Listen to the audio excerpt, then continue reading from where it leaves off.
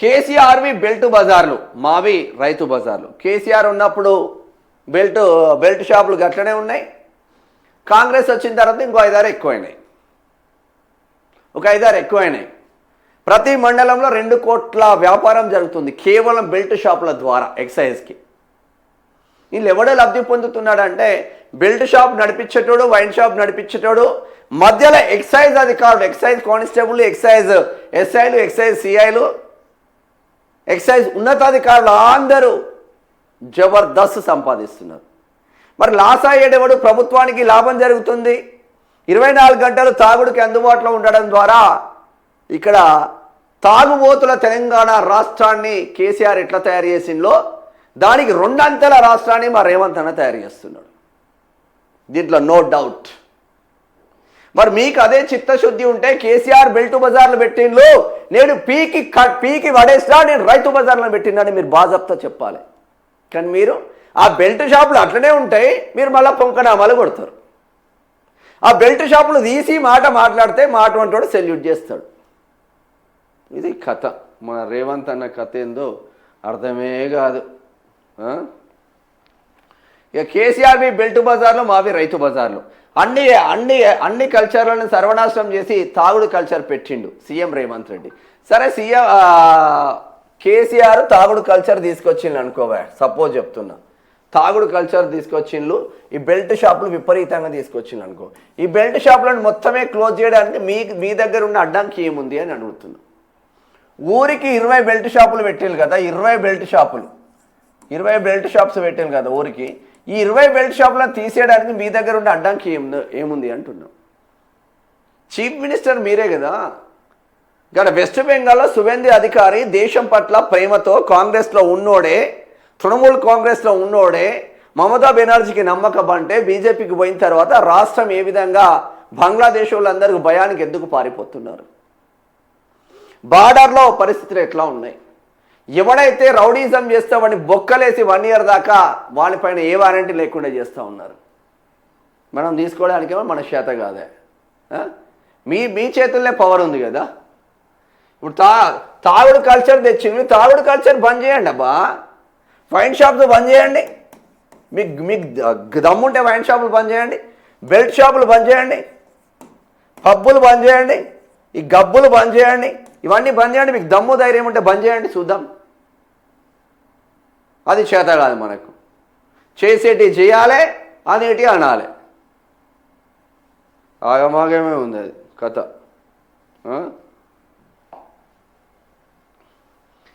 కేసీఆర్ వరి వేస్తే ఉరే అన్నాడు. మేము బోనస్ ఇచ్చి వడ్లు కొంటున్నాం. వాళ్ళు పెట్టిపోయిన బకాయిలన్నింటినీ మేము కట్టుకుంటూ వస్తున్నాం. రైతుల కోసం వాళ్ళు నెలకు 2,000 కోట్లు ఖర్చు చేస్తే మేము 6,000 కోట్లు ఇస్తున్నాం. ఇప్పటి వరకు రైతుల కోసం 1,75,000 కోట్లు ఖర్చు పెట్టినాం. కావాలంటే రైతుల కోసమే ప్రత్యేక అసెంబ్లీ సమావేశాలు ఏర్పాటు చేద్దాం. 10 ఏళ్లలో మీరేం చేశారో 2.5 ఏళ్లలో మేమేం చేశామో దమ్ముంటే చర్చకు రావాలని సవాల్. ఒక ఆయన సీఎం రాజీనామా చేయాలంటున్నారు. నీ అయ్య జాగిరా, గడిల ముందు బానిసలమా. అరుంధతి సినిమాలో పశుపతిలా కేసీఆర్ను ఫామ్ హౌస్లో రైతులు బంధించిండ్రు. 9 రోజుల్లోనే 9,000 కోట్లు పెట్టుబడి సాయాన్ని చెల్లిస్తామని వెల్లడి. శిల్పకళా వేదికలో మంత్రులతో కలిసి రైతు భరోసా నిధులు రిలీజ్. అరే నిజంగా మీకు మరి ఎట్లా చెప్పబుద్ధి అవుతుందో మాకు అర్థం కావట్లేదు. కానీ 4 సార్లు ఎగ్గొట్టిలు కదా రేవంత్ అన్న. మీ వ్యవసాయ శాఖ మంత్రికి సిగ్గుశరం లేదా? మీకు లేదా? డిప్యూటీ సీఎంకు లేదా? 4 సార్లు ఎగ్గొట్టి కేసీఆర్ ఇచ్చిన 5,000 రూపాయల చొప్పున వేసుకున్నా కూడా మీరు 10,000 కోట్ల రూపాయల బాకీ ఉన్నారు ఇప్పటికి రైతులకు. ఏ ముఖం పెట్టుకొని చర్చకు వస్తారు? హరీష్ రావుతో చర్చకు కూర్చోండి. మీకు కాంగ్రెస్లో ఎవరికైనా దమ్ము ధైర్యం ఉన్నాడు హరీష్ రావుతో చర్చకు కూర్చోండి, ఓపెన్ డిబేట్లో కూర్చోండి. అది నువ్వు కొనుక్కున్న నీ టీవీ నైన్లోనే కూర్చోండి. టీ న్యూస్ అంటే ఎవడు చూడడానికో కరపత్రం లాగా అయిపోయింది అది. టీ న్యూస్లో ఎవడు నమ్మడు. బిగ్ టీవీని కూడా కాంగ్రెస్ భజన అయిపోయింది. ఓ టీవీ నైన్లోనో లేదంటే పారదర్శకంగా అటు ఇటు కోఆర్డినేషన్లో ఉన్న ఎన్టీవీలో కూర్చోండి. ఎవరికైనా ఉందా గట్స్? అసలు సబ్జెక్ట్ ఉంది అంటున్నా. హరీష్ రావుతో నిలబడి డిబేట్లో కూర్చొని మాట్లాడే వ్యవసాయ రంగానికి సంబంధించిన ఆ సబ్జెక్ట్ ఎవరికైనా కాంగ్రెస్లో ఉందా?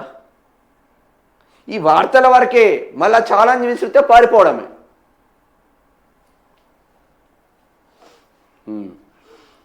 ఏమంటున్నాడు కేసీఆర్ తన 10 ఏళ్ల పాలనలో అగ్రికల్చర్, హార్టికల్చర్ ఇలా అన్ని కల్చర్లను సర్వనాశనం చేసి తాగుడు కల్చర్ తెచ్చిండని సీఎం రేవంత్ రెడ్డి ఎద్దేవా చేశారు. కేసీఆర్ బెల్ట్ బజార్లు తెరిస్తే తాము మాత్రం రైతు బజార్లు తెరుస్తున్నామని అన్నారు. కేసీఆర్ మళ్ళీ అధికారంలోకి రావాలని ఆయన పిల్లలు అంటున్నారని, ఆయన అధికారంలోకి వస్తే ప్రజలకు ఒరిగేదేమీ లేదని వ్యాఖ్యానించారు. అరుంధతి సినిమాలో పశుపతిని గదిలో బంధించినట్టు ఆ కేసీఆర్ను రైతులు ఫామ్ హౌస్లో బంధించారని, ఆయన బయటకు వస్తే భార్యాభర్తలు మాట్లాడుకునే ఫోన్లను దొంగచాటుగా వినడం తప్ప చేసేదేమీ లేదని అన్నారు. మంగళవారం హైదరాబాద్లో శిల్పకళా వేదికలో మంత్రులతో కలిసి సీఎం రేవంత్ రెడ్డి రైతు భరోసా నిధులను విడుదల చేశారు. ఈ సందర్భంగా నిర్వహించిన సభలో సీఎం మాట్లాడుతూ తమ ప్రభుత్వం వ్యవసాయానికి, రైతుల సంక్షేమానికి అత్యంత ప్రాధాన్యం ఇస్తుందని, ఏమి ఇచ్చిందిలే అత్యంత ప్రాముఖ్యాన్ని ఇస్తున్నారని చెప్పారు. గత 30 నెలల పాలనలో రైతుల కోసం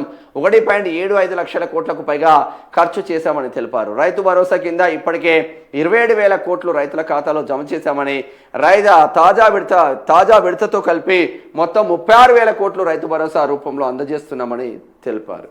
ఎన్నిసార్లు ఎగ్గొట్టినావు? రైతు కూలీలకు ఇస్తామన్న హామీ ఏమైంది? మొన్న వడ్లు ఇప్పటికీ స్టిల్ కూడా కొనలేదు కదా.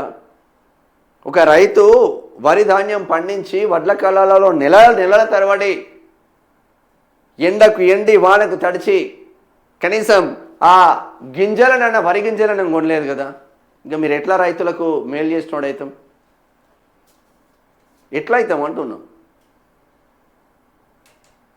చెప్పేదేమో శ్రీరంగ నీతులు ఉన్నాయి, సొచ్చేదేమో ఇంకో అన్న కాన్సెప్ట్ ఉంది మీది.